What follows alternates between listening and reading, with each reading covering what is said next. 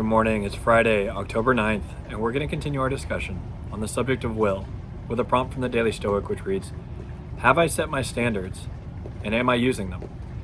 Now, I realize that question is probably supposed to challenge us more broadly into thinking about how we set standards towards living a good life, but I think it's just as applicable to zoom in on a particular facet of our life and pose the same question. With respect to this video project, the answer is a bit complicated.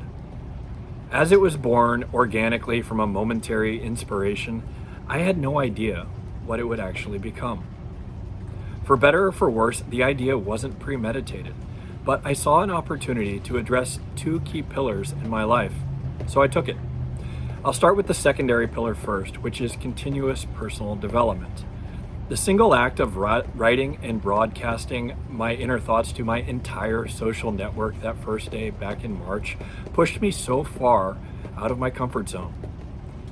It was both simultaneously terrifying and exhilarating, and if I had stopped after that first upload, then I would have to give myself passing marks for overcoming a personal fear. Keep in mind from a previous video that was a person who back in March had just enrolled in a Toastmasters class to try to overcome a substantial fear of public speaking. But then one day turned into two turned into 20, and now somehow I find myself at the 200th consecutive morning that I've woken up before sunrise to continue working on this craft. By rough approximation, here are some stats. Over 500 pages of writing accumulated over 350 hours spent mostly writing at my kitchen table. Over 150,000 words of written text, over 13 cumulative hours of recorded video summaries that I've uploaded, and over 20,000 views across various platforms. Quantitatively, that has blown away any possible expectations that I could have set for myself. Qualitatively, I know that I've made substantial progress too. I know that I've emerged a much more confident person than before. My ability to think critically in a fair and balanced manner about challenging topics has improved substantially.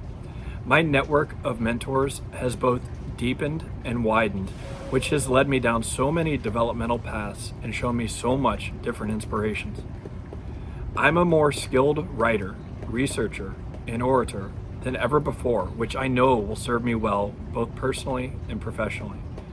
But enough about that, as the primary goal was always to find a medium through which I could be of service to others. Just as I had unexpectedly stumbled into the world of Stoicism and immediately found it to provide me with transformational steer, my hope was that by casting these messages out into the virtual ether, someone, somewhere, would find similar benefit. And based on the initial feedback that I received, I felt as if I had successfully struck a chord, at least with some. And as time went on, I observed the available data and paid attention to what resonated most. And despite the initial discomfort, I knew that I had to drop the protective wall and address my vulnerabilities and my struggles within the context of the tools that I was promoting. In that sense, I became a living case study. And on multiple occasions, I received private feedback regarding the impact that I had had on someone else's life, which reduced me to tears. I knew that I was making a difference, so I continued to show up day after day. But as Marcus Aurelius reminded himself, learn to ask of all actions, why are they doing that? Starting with your own. And so I've been questioning myself for the last several weeks, where am I going with this?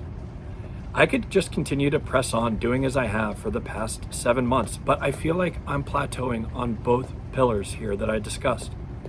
With respect to personal development, I've gotten quite comfortable with this process.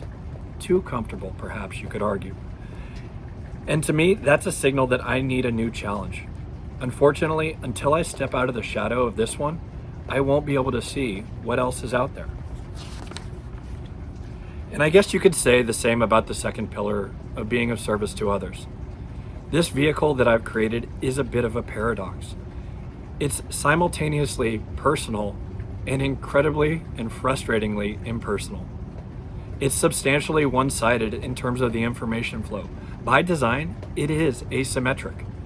It's not that I'm desperate for an ego-driven number of likes or views or praise, but I can't feel like I'm flying blind here. I can't help but feel like I'm flying blind here. I want my efforts to have the greatest positive impact on others, and I'm not convinced that I've created the right platform to do that.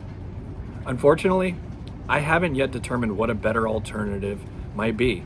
But just as with the previous pillar, I think that I need to create space between that stimulus and response in order to see more clearly. I love what I'm doing here. I don't want to give it up, but I do want to make it more rewarding, both for myself and for others in my orbit. So I'm going to continue writing each day. I'm going to experiment privately, and I'm going to explore. And I'm not claiming to be done with these videos, not entirely at least. I just don't know what the frequency will be, although I know there'll be fewer and farther in between as I rethink this approach. In the end, I just want to have the greatest impact possible, both inwardly and outwardly. So thank you for coming with me on this incredible journey the last 200 days. It's been one of the most challenging and rewarding experiences that I've never had. I'll never forget it, and I can't wait to see what comes next. Talk to you soon. Bye.